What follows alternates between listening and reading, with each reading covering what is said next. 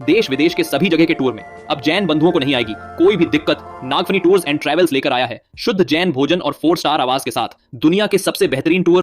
2025 के टूर की बुकिंग हो चुकी है प्रारंभ। आज ही संपर्क करके कराएं अपनी बुकिंग। संपर्क करें श्री महावीर जी, श्री भूपेंद्र जी, जैन। स्त्री पर्याय का सबसे बड़े पाप कर्म का उदय है, जिसने सब कुछ दिया लेकिन वो उसको कुछ भी नहीं देती है। सब सेवा करा ली। नारी जाति का सबसे बड़ा दुर्गुण है और कोई गुण नहीं, और बाकी सब दुर्गुण कोई बड़े बात नहीं। मोक्ष नहीं मिलता कोई बात नहीं, एक भवबाद मिल जाएगा, कोई बात नहीं, कोई ज्यादा कुछ भी खतरा नहीं है नारी पर्याय से। सबसे बड़ा पाप कर्म का उदय है नारी का कि एक मां बाप उसे बड़ा करते हैं, पढ़ाते लिखाते हैं। जिस दिन मां बाप को जरूरत होती है उस दिन के पहले ही वो घर बदल देती है, पराई हो जाती है। मां बाप ने बेटी माना, ये मेरी बेटी है, लेकिन बड़े होते ही कन्या को परिवार बदल देती, गोत्र बदल देती, पापा बदल देती, सब कुछ बदल जाता है, गोत्र भी बदल जाता है। यह है सबसे बड़ा पाप। सब कमाया, खर्चा कर, सब कुछ किया, और जब कमाने की बात आई तो मुझे पता नहीं, शेयर करना थोड़ा। बच्ची पढ़ती है, खर्चा होता है कि नहीं उसमें? वो खर्चा कौन देता है? नहीं, शादी के बाद आप लोगों को रिटर्न मिलता होगा।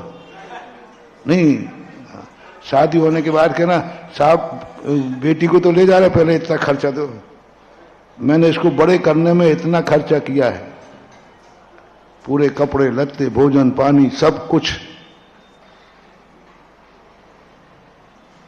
सुन रही हो रे कन्याओं, और सुन रहे हो रे पुरुषों,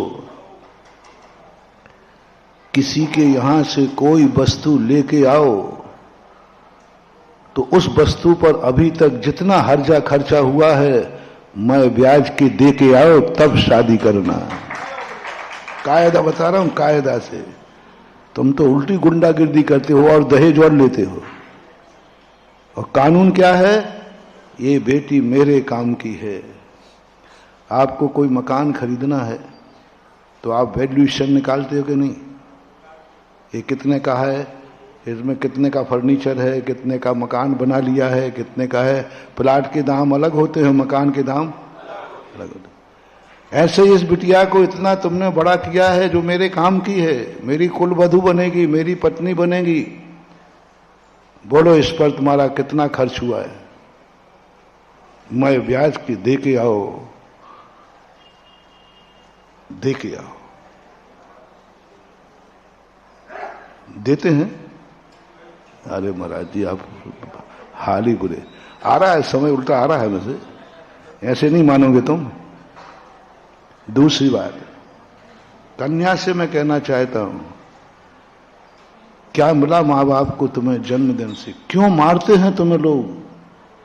क्यों नहीं चाहते हैं तुम्हें लोग? क्यों कन्या के जन्म पर मां बाप खुश नहीं होते हैं? मैंने इस पर बहुत बड़ा शोध किया। क्या ये इतनी पापी आत्माएं हैं? जैन हैं, अहिंसक हैं, इंसान हैं, मां बाप को संतान होने पर खुशी क्यों नहीं हो रही? अरे पशु को खुशी होती है, तो ये खुश क्यों नहीं होते माता पिता? बल्कि एक दो कन्या के बाद ऊपर हो जाए तो फिर तो तीसरा बेटा हो जाए तो दुख नहीं है, तीसरी कन्या हो जाए तो क्यों?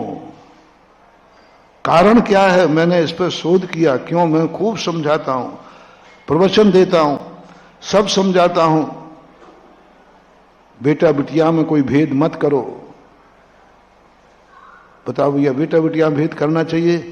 नहीं करना चाहिए। कह रहे हो बेटा? ये सब कहने की बातें हैं। मेरे समझाने पर, शास्त्र के समझाने पर फिर भी दुनिया नहीं मान रही, फिर भी भक्त के चेहरे पर मुस्कान नहीं आ रही। खूब समझा रहे भैया, कन्या लक्ष्मी है, आओ महाराज है, आओ महाराज है, अब कह रहे सो कह रहे, बाकी अंदर जो है सो है, महावीर की।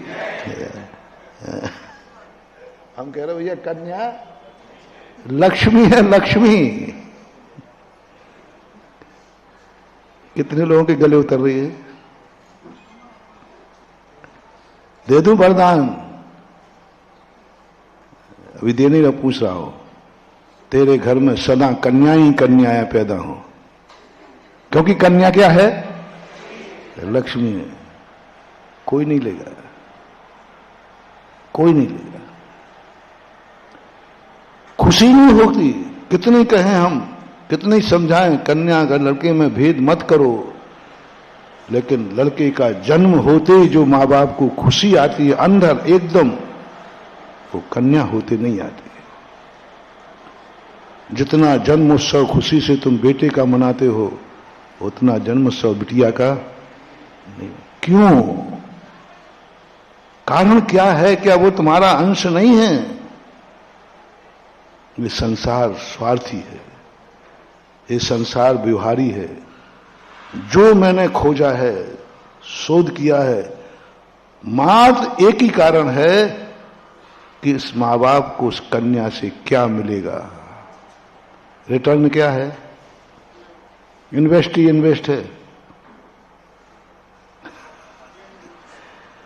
इन्वेस्ट ही इन्वेस्ट है। रिटर्न क्या है? कोई भी रिटर्न नहीं है। सब खर्चा करा लिया, सब कुछ कर लिया। जब मां बाप की सेवा का समय आया तो पराए घर चली गए।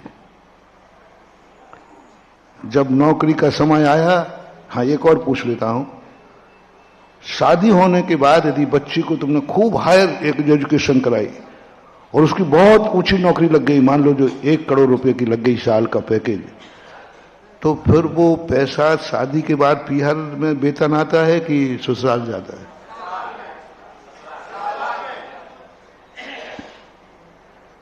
अरे कम से कम इतना तो करे लड़की, शादी करने के पहले माँ बाप ने जितना खर्च किया है वो पूरा खर्च तक जब तक नहीं चुकेगा, ये वेतन ससुराल में नहीं पीहर में जाएगा। बल्कि ये नियम और बना दिए लड़के वालों ने, लड़की वाला लड़की का पानी भी नहीं पी सकता। क्या नियम मुझे समझ में नहीं आया। और मार डालो, वैसे ही लूट के आ गई। सब लूट लिया है। थोड़ा बहुत चाहे तो कहते नहीं नहीं, लड़की को माँ बाप को लड़की घर पानी, ऐसी परंपराएं थी बताते। हाँ, लेकिन बहुत अच्छा रहा, कानून बना दिया। वो नहीं, और हिस्सा और लेती है, ये और कर दिया। कन्या का हिस्सा रहेगा बराबर का। आजकल तो और खतरा हो गया। पहले तो बस विदा होकर के चले, खर्चा करा के ही चली जाती थी।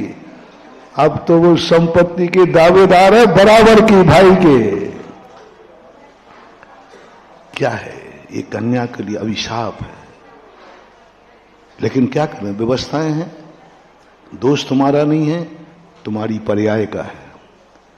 दोष तुम्हारा नहीं है, तुम्हारी इस पर्याय का है। इसलिए तो स्त्री वेद को पाप प्रकृति कहा है।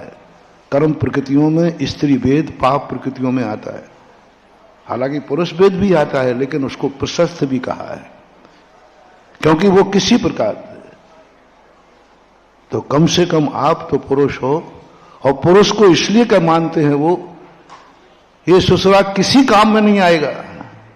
मान लीजिए बाप से कहता हूं ये छोकरे का भी कोई भरोसा नहीं, ये काम, बोले महाराज किसी काम में आवे नहीं आवे, कोई काम में नहीं आएगा। लेकिन कम से कम बल्दियत तो रहेगी। बाप तो लिखेगा कि बाप मेरा कौन है, वंश तो नहीं बदलेगा। बस एक स्थान पर संतोष है। हर पिता को मालूम है कि बेटा जरूरी नहीं कि मेरे काम में पड़ा, बस एक उसको शांति है, कुछ काम आवे या नहीं आवे, कम से कम वंश तो चलेगा। वंश सुरक्षित होना चाहिए।